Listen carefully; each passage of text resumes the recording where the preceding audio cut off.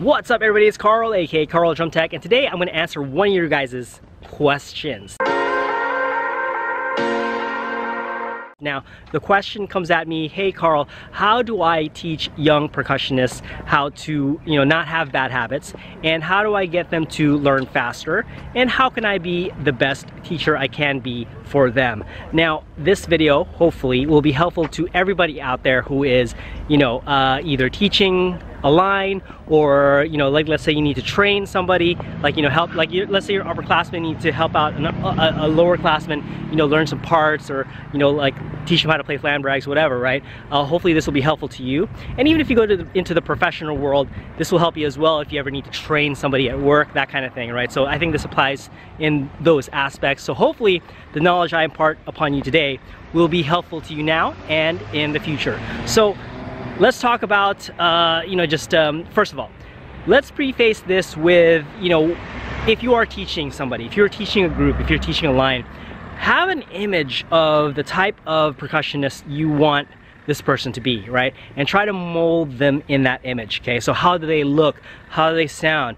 Are they able to control their heights? How are they able to have good sound quality? Do they have good interp? So try to just mold them in that direction. I mean, just, common things like, you don't want them slicing, you don't want them popping their flams, things like that, right? So, the thing is, when you start to see these things happen, like let's say your student is slicing, let's say they are popping their flams, you need to try to correct them as soon as possible, all right? So that, they are aware of what they're doing, and then what they need to do to adjust it. And along the way, you need to give them tips and tricks as far as how can they, avoid doing those quote unquote bad habits, right? So you need to try to correct it as soon as possible, and as often as you can, try to remind them, okay, to correct that mistake. Now here's the thing that as a teacher you need to understand, especially if you've ever been a student. I mean, we can all relate to this. We've all been students, right? And we all should be currently our students today, right? So what you need to understand is that sometimes, even if you have the correct knowledge, it's not always easy to implement, right, or to execute the thing that you need to execute, right? It's just that, maybe we don't have the dexterity yet, we don't have the muscle control. So no matter, like if we're new at drums and our teacher is telling us, okay, don't pop your flams, yeah, I know not to pop my flams, I know to keep them separated, but if I don't have the muscle control to do that, I still might be popping my flams. Like, that's just how it is. So as a teacher, you need to have that empathy, right, to know that that is happening, that even though they might have the information, even though they know what to do right, they may not be able to control it. Like, it's beyond their control, physical control, so they can't do the thing that you're asking them to do. And that's where a lot of teachers can get frustrated, is they're like, man, like, why is this not happening?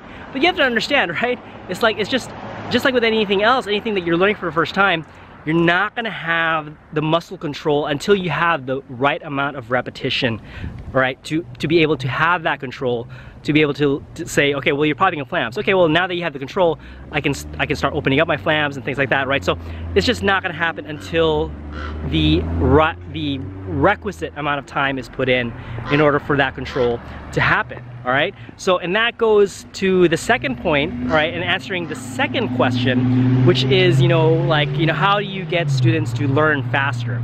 And that's the thing. I mean, it's like, there really is no key. I mean, there's really no shortcut to the time that it needs to be spent in order for a student to learn a skill set, all right? But there are some ways, all right, to get them to learn faster. Number one, like I said, correcting them as soon as possible always helps. Number two, I think what also helps is, just like if that student, all right, enjoys what they're doing, if they're enjoying what they're learning, then obviously they're gonna be motivated to learn something as quickly as possible. So number one, you have to establish that this student actually wants to do what they're doing and that they love what they're doing. And you need to try to encourage that sentiment within them so that they can be motivated to continue to learn at a faster rate, because that's really the only way. Is like, if you take it as like, for yourself, if you ever want to learn something, you want to learn something quick, if you're really enjoying what you're doing, if you really want to be like, you know, like I want to learn this as fast as possible, like, you know, I want to be as good as possible, like you're into it, right? You're gonna do whatever it takes. You learn all the tricks, you're gonna learn all the tips, you're gonna put in all the practice time in order to learn that skill set if you're really excited about something. Does that make sense, right? So that's the key. You have to be really into what you're doing in order for you to be motivated to learn faster. So if you are on the teacher end, you need to try to cultivate that feeling in that student, right, for them to really love what they're doing. And it's gonna go a long way if you give your students a good experience. So that goes along to the last point in me answering the final question, which is, you know, what can I do as a teacher to give my students the best experience possible? How can I be the best teacher to them? To me, I think teaching is about sharing your knowledge, right? So not holding back, sharing everything that you know, and just like, you know, allow them to be as good as they possibly can, and then hopefully even surpass you. That is the ultimate goal of a teacher. But I also believe we have a responsibility to make sure that the student has the best experience possible. Now, there are teachers out there who are hard asses, who are mean, who are going to slap your hands, you know, every time you mess up. I mean, there is that teaching style, and I'm not going to necessarily, you know, talk down on that style per se, all right? But I will say that I think that I believe that the most effective way to teach is not through fear, it's not through punishment or threat of punishment, but is to actually, you know, have it just be like a mutual respect, like, you know, as one human being to another. I'm showing you something, I'm teaching you something, hopefully this will make you better, and then, you know, it's like, it's just a much better experience for the student and for you, right, as a teacher. And it's just like, it makes it so much more fun, so much more enjoyable, and it's gonna be, you know, and then everything, right, falls into place. Like, you know, the student is more motivated, so now they're gonna learn faster. And then also, like, you know, if you give them corrections and you give it to them in a nice way, right, in a very respectful way, they may, you know, like not develop those bad habits because they want to correct their issues a lot faster. Does that make sense, right? So everything is connected, everything is a circle.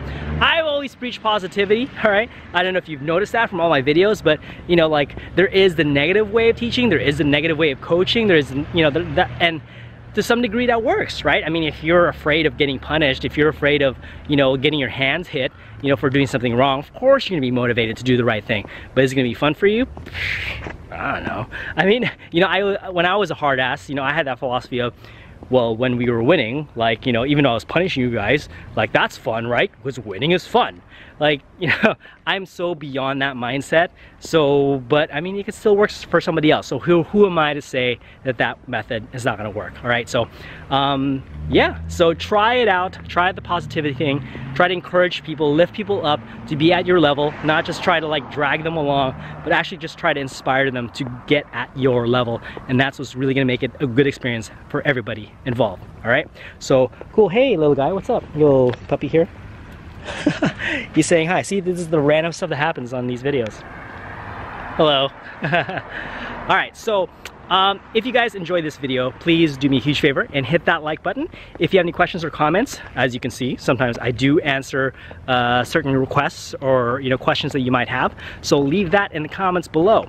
Now, if you have not subscribed yet after watching all my videos and you feel like they're very helpful and you're just sitting there like, you know, I'm not gonna subscribe. What the heck, man? That really irritates me. I'm just kidding. But yeah, do me a huge favor, right? And hit that subscribe button. I'd really appreciate it. And if you feel like this video could help somebody else out, please make sure you hit that share button and share it on Facebook, Twitter, Instagram, whatever, right? You can't share on Instagram, duh.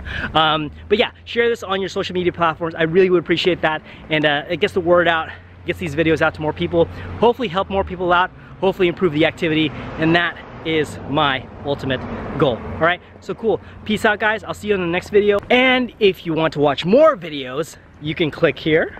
And if you haven't subscribed yet and you want to subscribe, make sure you subscribe here. All right, of course you want to subscribe. Peace.